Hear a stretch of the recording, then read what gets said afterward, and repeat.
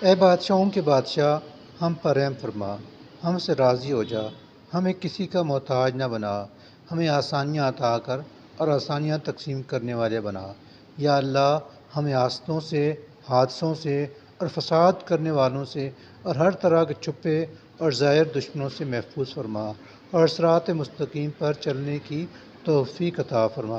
اے رب ذوالجلال والاکرام، اپنی رحمت اور فضل کی توفیل، بیماروں کو شفا، بے اولادوں کو نیک اور نرینہ اولاد، بے سہاروں کو مضبوط سہارا اور بے روزگاروں کو بہتر روزگار عطا فرما، اور ہم سب پر اپنا خاص رحم و کرم فرما۔ اے بخشنے والے رب، ہمارے آباء و اجداد اور عزیز و اقارب جس دار فانی سے رخصت ہو گئے ہیں، ان کو جنت الفردوس میں اعلیٰ جگہ عطا فرما۔ اے مالک الملک، ہمارے ملک پاکستان کو اندرونی اور بیرونی سازشوں سے محفوظ فرما۔ یا رب العالمین، آمین۔